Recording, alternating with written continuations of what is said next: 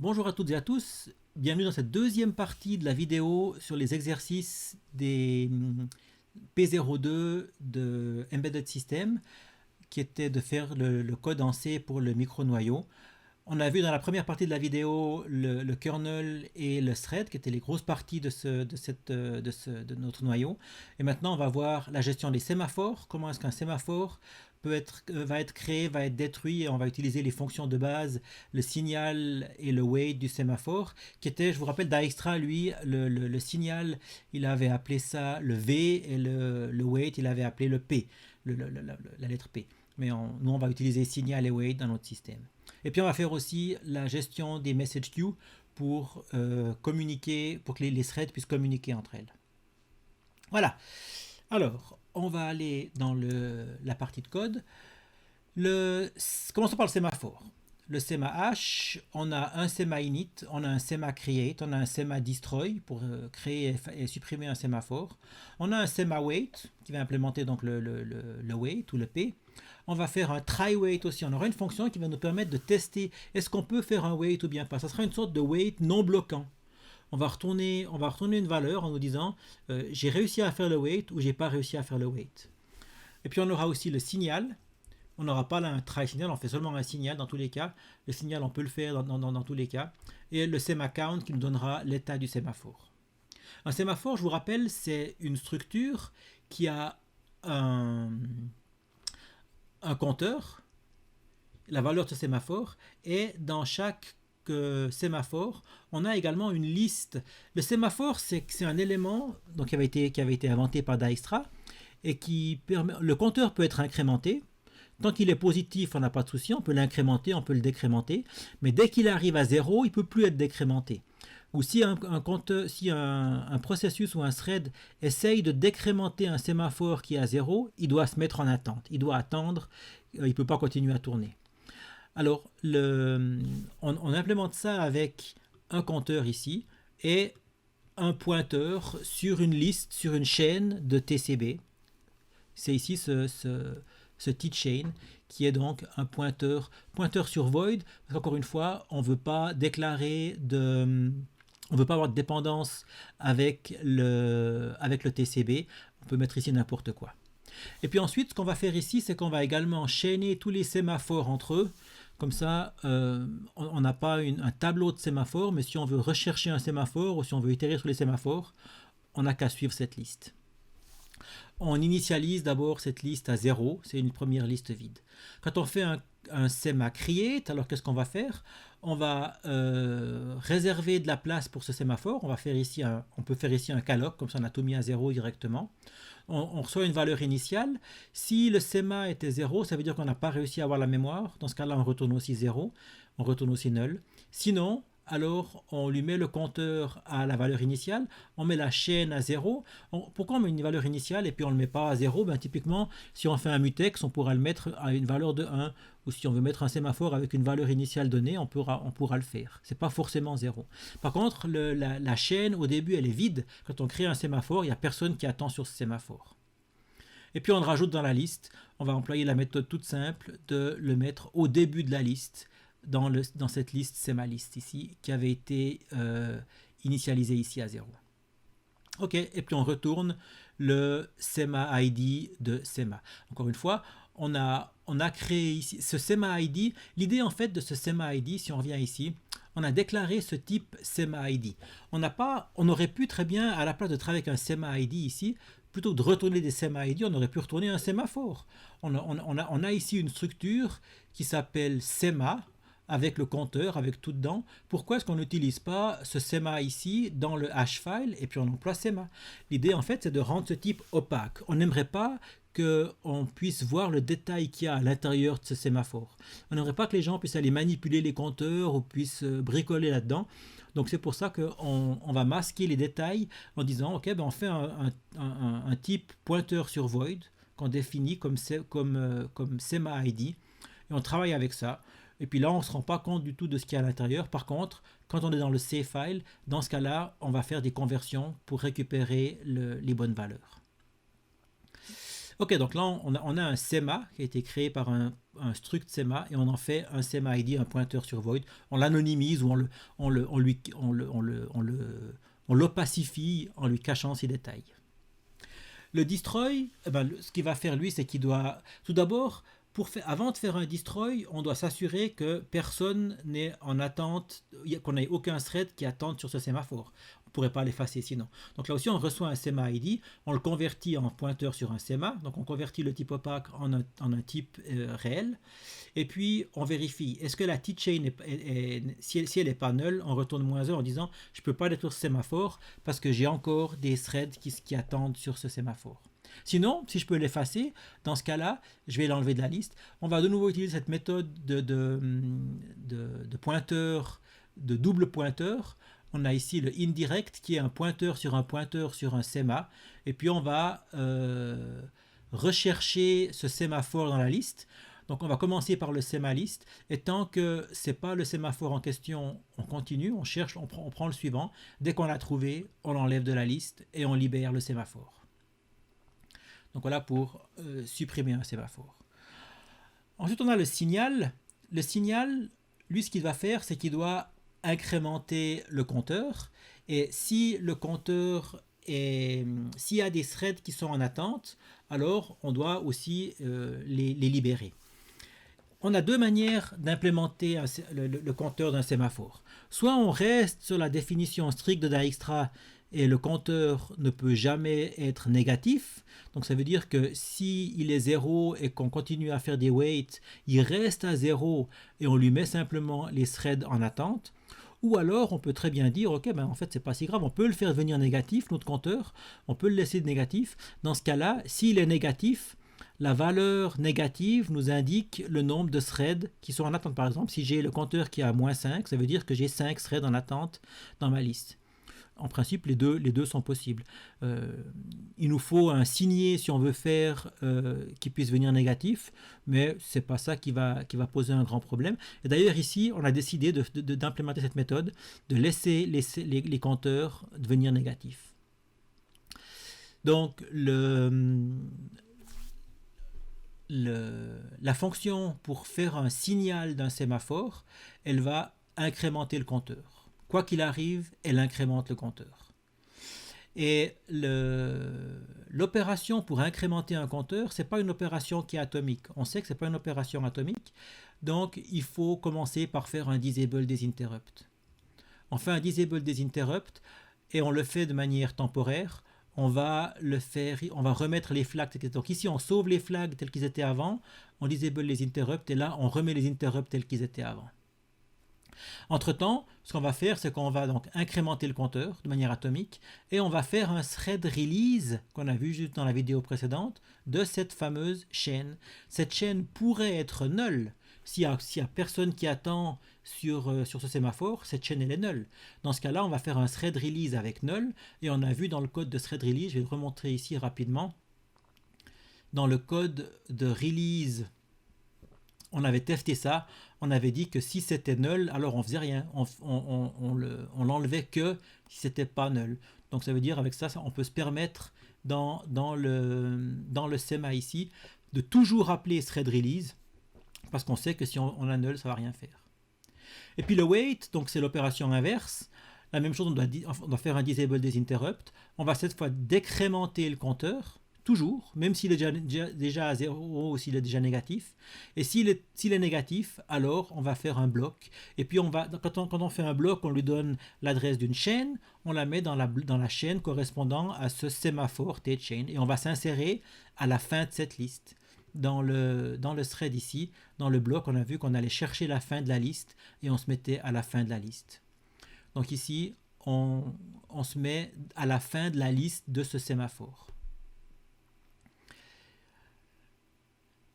Ensuite, on remet les flags tels qu'on les avait eus avant de faire le disable interrupt. Et très important aussi, quand on fait un wait, on fait un yield. On pourrait se dire, ok, on doit surtout faire un yield si on fait un bloc. si le fait de faire un wait fait que je me fasse bloquer, alors là, il est vraiment important d'avoir le yield ici. On n'est pas obligé d'avoir le yield partout, mais ici, on décide de le mettre partout en disant que si quelqu'un fait un wait, alors il prend aussi la décision de faire un yield. Ça augmente comme ça un peu la réactivité du système. Ça fait que le fait de jouer avec les sémaphores nous fait aussi perdre la main et donne la chance aux autres threads de fonctionner. Le try-wait, maintenant, lui qui va essayer, qui va vérifier est-ce qu'on peut faire, est-ce que la valeur est encore positive ou bien pas.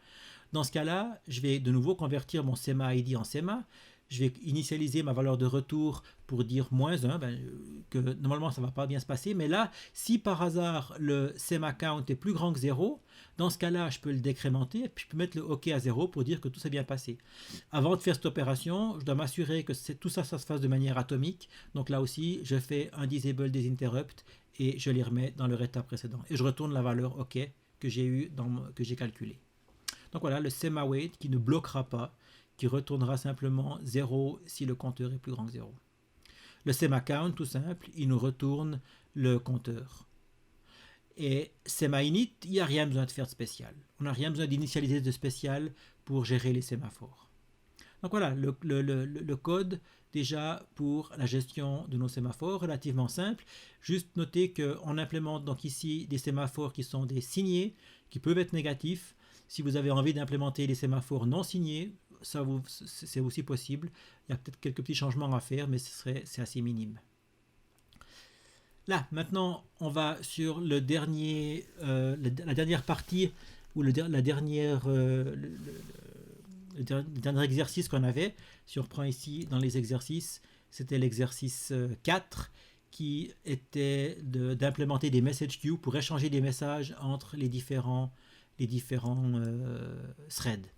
Donc là aussi, on va définir un type message queue ID. De nouveau, comme on avait fait pour les sémaphores, on en fait un type opaque. On fait un pointeur sur void. On ne veut pas montrer les détails qu'il y a dedans. On a un init, on a un create, on va créer une queue avec une taille donnée. La message queue aura une taille donnée. Et puis on aura un argument ici. Est-ce qu'on veut que cette queue soit bloquante ou pas? Ensuite, on va mettre le message queue destroy qui va effacer un message queue. Et puis on a deux opérations sur les queues, c'est le post et le fetch. Le post dépose un message dans le message queue et le fetch récupère le message de la message queue. C'est un peu ce qu'on avait aussi avec les producer-consumer. Le post, c'est un peu le producer qui produit des éléments et met dans la queue. Et le fetch, c'est le consumer qui consomme les messages de la queue et qui les sort. Ok, donc pour l'implémentation de ces message queues, on a les include quand on a besoin pour faire notre opération. On va définir un type message queue. Le message queue, qu'est-ce qu'il va avoir? On va les chaîner aussi entre eux. On va avoir tous les message queues qui seront chaînés dans une chaîne. On a ici le message queue list et on va utiliser ce chain ici pour les avoir tous ensemble. Ensuite, on va mettre deux sémaphores. On va créer deux sémaphores, une pour savoir est-ce qu'on a encore de la place et une pour savoir est-ce qu'il y a des éléments qui sont dedans, est-ce qu'il n'est pas vide. Donc ces deux sémaphores-là vont permettre de gérer le fait que le message queue est plein ou qu'il soit vide.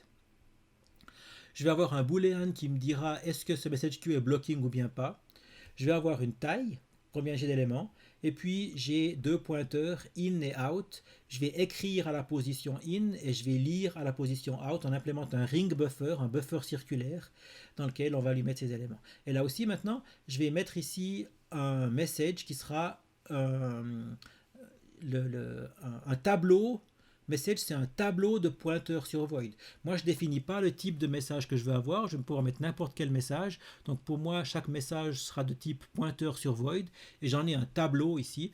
Je n'ai pas donné de taille, vu que la taille sera allouée dynamiquement. Mais comme on avait fait pour la stack, c'est le dernier élément de mon message queue. Il suffira d'allouer plus d'espace pour le nombre de messages que je veux avoir dans ce tableau. Ok. Donc, et on va faire ça tout de suite maintenant quand on fait le message queue create. On lui donne une taille et on lui dit s'il est bloquant ou bien pas. Donc là, on va faire un malloc ou un calloc dans notre exemple avec le size of message queue plus size of void pointer fois size.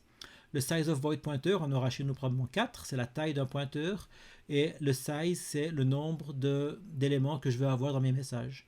Donc je vais avoir avec ça cette partie-là me permet d'allouer l'espace supplémentaire pour pouvoir stocker mes messages. Si j'avais 0, ben ça veut dire que j'ai pas réussi à faire un calloc ici, je retourne aussi 0, je retourne null. Sinon, alors je lui mets la taille à jour, je mets un sémaphore sur les posted messages que j'initialise à 0. Et ça, c'est quand je vais quand le consumer voudra lire le message queue, il va essayer de faire un acquire ou un wait sur ce sémaphore. Et s'il le voit qu'il est à 0, eh ben, il devra attendre parce que ça veut dire qu'il essaye de lire un message queue qui est vide. La même chose avec le free space qui sera créé lui avec un sémaphore initialisé à size. Et ça va me permettre de savoir est-ce que j'ai encore de la place à l'intérieur ou est-ce que je dois attendre parce que le message queue est plein. Et l'attribut blocking que je vais aussi définir ici. Ensuite, tous les message queues que je vais avoir vont être dans cette liste message queue list. Je l'insère ici au début de la liste avec la méthode traditionnelle pour insérer un élément dans une liste simplement chaînée. Et je lui retourne le message queue, donc ce que j'ai créé comme objet ici, converti en type opaque avec ce message queue ID. Voilà, tout simple pour le message queue create, simplement créer de l'espace pour ça. Le destroy, lui, qu'est-ce qu'il va faire? C'est d'abord ce qu'on doit faire pour un destroy. On a deux sémaphores. Si je ne peux pas faire un sema destroy parce qu'il y a encore des processus qui attendent dessus, je ne peux pas non plus faire un destroy du message queue. Donc ce que je vais faire, c'est que je vais essayer de faire un destroy du posted message. S'il me donne -1, s'il ne me donne pas 0, alors c'est que je n'ai pas réussi à faire un destroy, je retourne aussi -1. La même chose pour l'autre sémaphore, le free space. Si j'arrive pas à faire un destroy, je retourne aussi -1 et puis j'arrête là.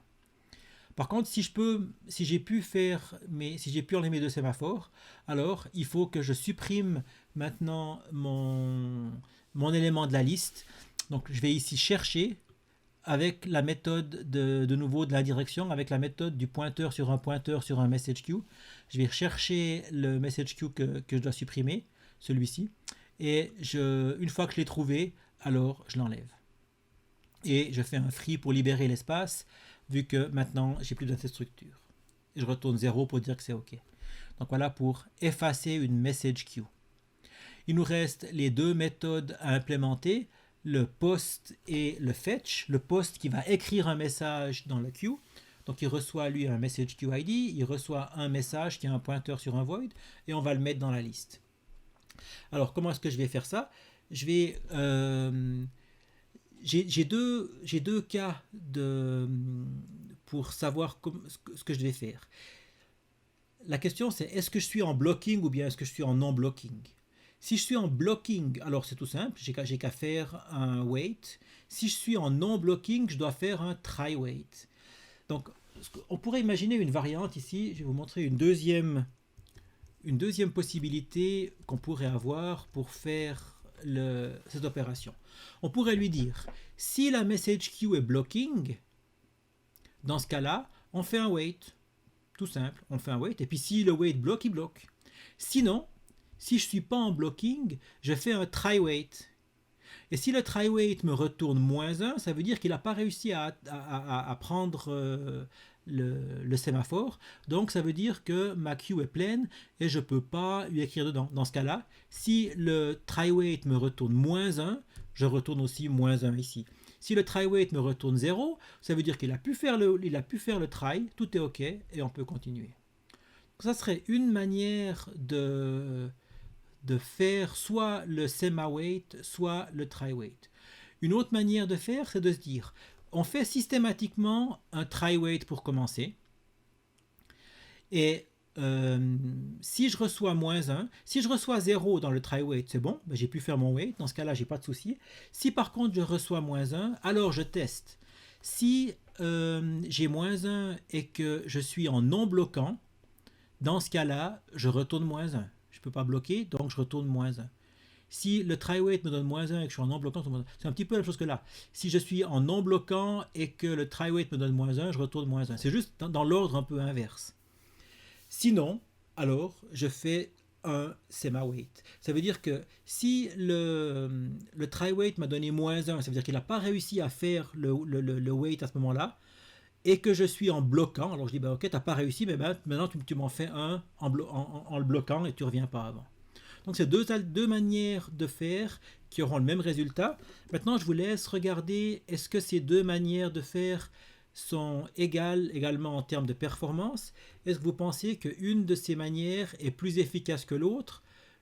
Alors, est-ce qu'une de ces manières est plus lisible que l'autre, est plus simple à comprendre que l'autre? Et est-ce qu'une de ces manières est plus performante que l'autre? Dans ce cas-là, laquelle vous choisissez? Je vais laisser celle qui est dans la solution pour l'instant, mais c'est quelque chose qu'on pourra discuter ensemble pendant le cours. Ok, une fois que j'ai réussi à prendre le sémaphore pour être sûr que j'avais de la place encore, je vais également récupérer je vais faire un disable des interrupts parce que maintenant je vais devoir écrire dans le message queue de nouveau des opérations qui ne sont pas atomiques et je dois les rendre atomiques. Donc je vais récupérer ici, je vais faire un disable des interrupts que je vais réactiver ici ou je vais les remettre telles qu'elles étaient quand j'ai fait cette opération. Et je vais écrire un message queue in. Je vais utiliser le message queue in, je vais lui mettre le message dedans, je vais incrémenter le message queue in et s'il dépasse le message size, je vais passer à 0, c'est un ring buffer. Je remets les flags et ensuite ce que je vais faire, c'est que je vais faire un signal sur le posted message, sur l'autre sémaphore, pour lui dire maintenant il y a un élément qui est dedans. Si on devait attendre qu'un élément soit dans la queue, ben maintenant l'élément est dans la queue. Donc j'incrémente le sémaphore du posted message. Donc si vous voulez, le message post, il va faire un wait sur le sémaphore free space et il fait un signal sur le sémaphore posted message. Et le fetch, il fait juste l'inverse, lui. Le fetch, il va commencer par faire un wait sur le posted message. Il va attendre qu'il y ait des messages qui sont dans la queue. Et dès le moment qu'il en a un qui est dedans, alors il va le lire à la position out. Donc on va, la même chose qu'on a fait avant, on va simplement ici utiliser out. On va récupérer le message à la position message queue message de out. On incrémente le out et si le out est plus grand que le message size, on le repasse à 0. On remet les flags et on fait un signal du free space pour dire j'ai pu lire un élément, il y a une taille de plus. Si j'étais bloqué parce que j'arrivais plus à écrire dedans, ben maintenant je peux commencer à écrire. Puis on retourne le message. Le message queue init qui n'a rien besoin de faire. On pourrait se dire, ok, mais pourquoi est-ce que le message queue fetch, lui, il prend pas en compte le fait qu'on soit bloquant ou bien pas. C'est juste le post qui prend en compte qu'on soit bloquant ou bien pas. Alors, la raison pour ça, c'est que normalement, on n'aurait pas vraiment besoin de gérer le cas d'un message queue qui soit non bloquant. On pourrait toujours bloquer en principe. Mais dans notre exemple d'ordonnanceur ou de système de système de thread coopératif, on a un petit souci si on essaye de mettre un élément dans un message queue quand on est dans une routine d'interruption.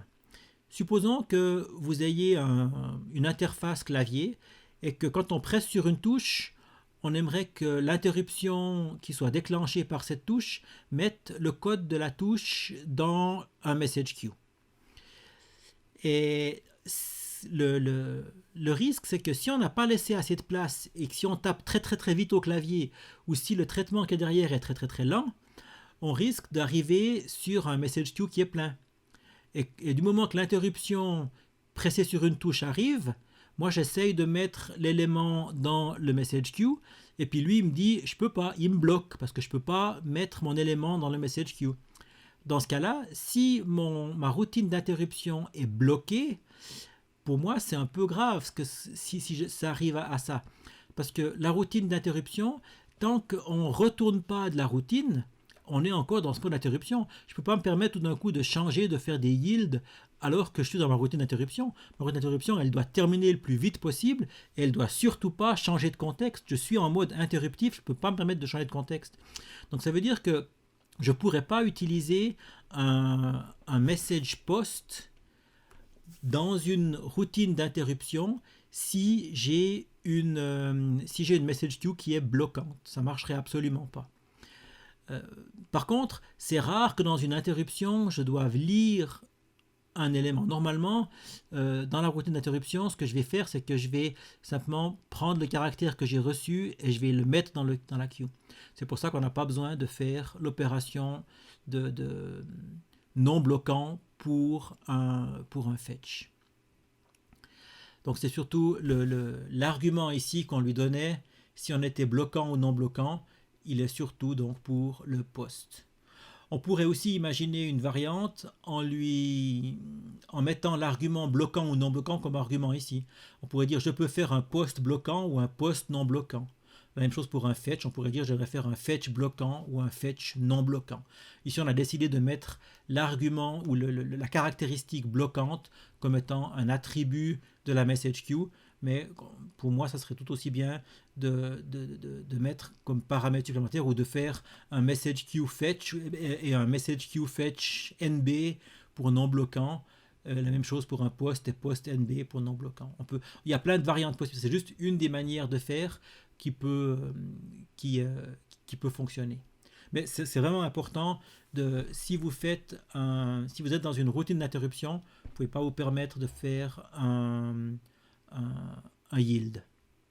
C'est d'ailleurs pour ça aussi que si on revient sur le thread ici, quand on fait le try wait, quand on fait sur le sémaphore, quand je fais un wait ici, je fais un yield systématiquement.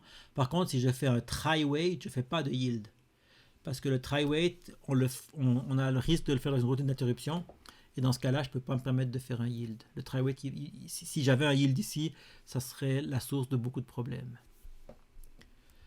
Voilà, ça termine comme ça la deuxième partie de la vidéo avec la gestion des sémaphores et des message queues. Je vous laisse maintenant comparer cette solution avec votre solution à vous. Encore une fois, ce n'est pas forcément la seule solution possible. Il y a d'autres solutions qui sont probablement tout aussi bien, peut-être même mieux que celle-ci.